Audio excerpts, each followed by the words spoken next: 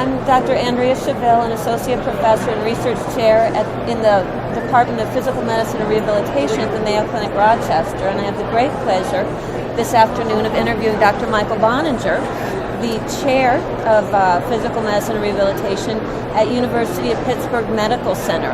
So welcome, Dr. Boninger. Thank you.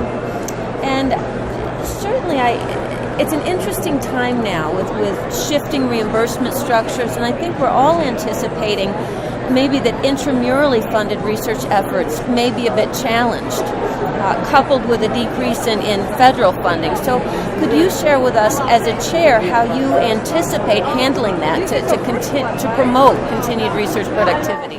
So I think that there's a number of different strategies that all department chairs should take. One strategy would be to look at putting a structure in place that helps your faculty write great grants, so that the limited extramural funding that's out there from NIH and other agencies you have the best chance of getting. So we need to continue to support Association of Academic Physiatrists, AAP programs, like the Rehab Medicine Scientist Training Program, the PALS program for academic leadership, the REMS, which gets the best medical students involved. So it's about having great applicants and great applications, I think is almost a number one thing. I also think that department chairs have to work really strongly with their medical centers. Rehab as a overall structure internal to a medical center is usually profitable. If you try to support research only on the salaries of physicians and on the money that the physicians bill related to the programs, then that support is going to be limited almost by definition. But what makes a place like Mayo Clinic stand out, what makes a place like the University of Pittsburgh stand out, is actually the research programs. People, we both provide great care, but why people might remember the University of Pittsburgh might be the brain-computer interface work that we do, or the robotics work that we do. And so we've been successful at talking to our medical center and saying, you have to support the research mission. So we have a pilot funding program that we put in place that is funds that we got from the University of Pittsburgh Medical Center. And a number of other programs that really help. And I think finally, great academic institutions, have these clinical translational science institutes, the CTSIs, and integrating into those, working collaboratively with strong departments in your medical centers is another way to kind of make sure that you're doing all the things that you can to be as competitive for funding as possible. Thank you. That was a wonderful answer. Another question, what do you think about training our future workforce? There's I don't know the numbers, but it seems there's really been an increase in procedural-based training, driven largely by perhaps reimbursement. And can you speak to that? And is it wise to continue on the track we're going now? How would you anticipate we plan for the future and shifting reimbursement? Well, I think that it's our obligation to educate our residents about where we think the field is going. I meet with my residents for an hour once a month where we talk about just those kinds of issues. And part of what I tell them is, if you're very interested in pain, that's fine. If you're interested in pain and procedural stuff, because of the financial rewards attached to them, that I think there's a chance that that's going to go away. I think there's already been a little shift. In my opinion, in my program, it seems like there's more people that are interested in the neurologic aspects of rehabilitation. There's more people who are interested in what I think of as some of the fields that people have maybe shown less interest in the past. So we have to tell our residents, in the end, we can't control the decisions they make, and we should support them. And so I don't tell anybody, you can't do that, and no one can actually do that. What I try to do is arm them with as much information as possible, let them make that decision. In the meantime, try to have active programs in all of the different realms. So we have a fellowship in spinal cord injury and brain injury as well as pain. And try to keep those things active while making our residents as informed as we possibly can. What about industry? In some areas of rehabilitation, PM&R research, industry plays a very strong role. Do you see that as a positive, a negative? How can we perhaps engage them in a constructive way that is good for all as we move into the future?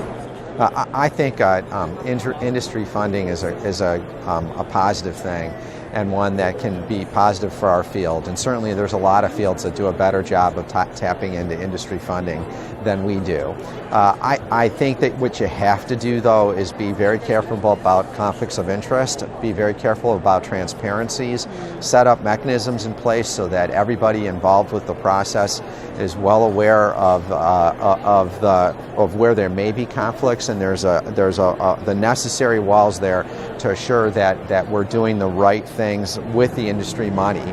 And so as long as all that is in place, then we should be working with industry to make sure that we have the best evidence for treatments, to make sure that we're advancing the field. I think we have to be wary of sponsored studies that have as their goal to pay physicians to do to introduce their products, and that we as a field should make it as high a bar from a conflict of interest perspective and be as transparent as possible so that we can actually hold ourselves up as saying, yes, we work with industry, but we do it in such a way that we're proud of how we do it, and we'll be happy to show you in an open fashion what it is that we do. So it's a win-win for everybody. Absolutely, and it can be.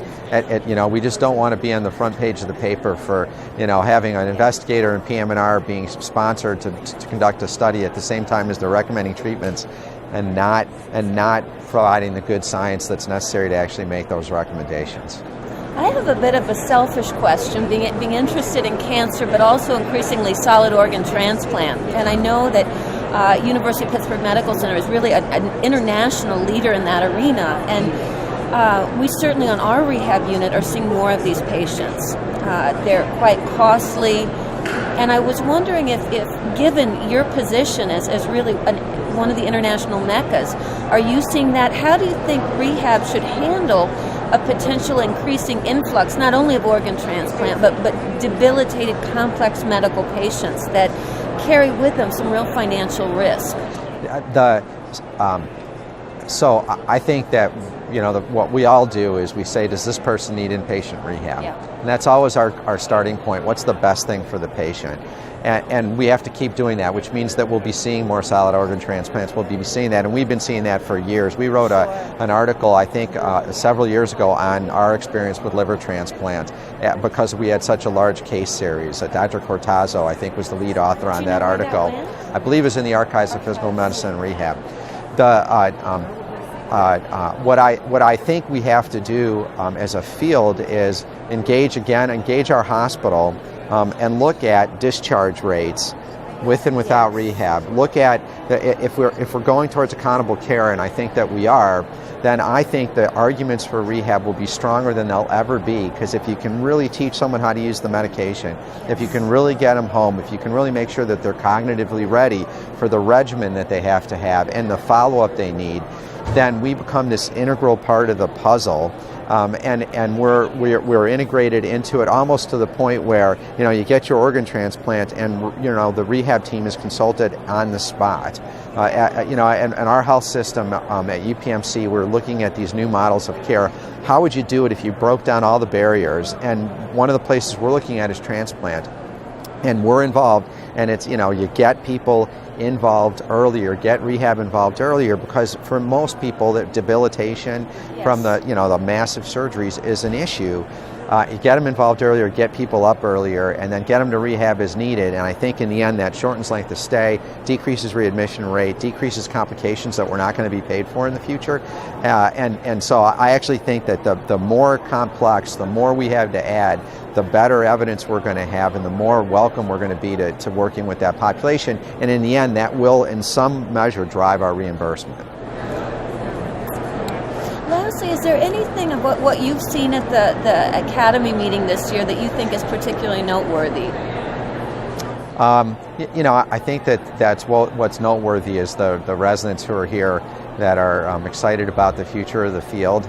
I think that what's noteworthy is the collaboration that you see between the different institutions, and from my perspective, it's just the growth in the field has been spectacular. So you and I have been at this long enough, me I think longer, to know that this has kind of changed over time, and that we're, I think in part we tend to be a field that is really we don't say as much great things about ourselves as we could, and we tend to be, and we also tend to be self-critical at a higher level.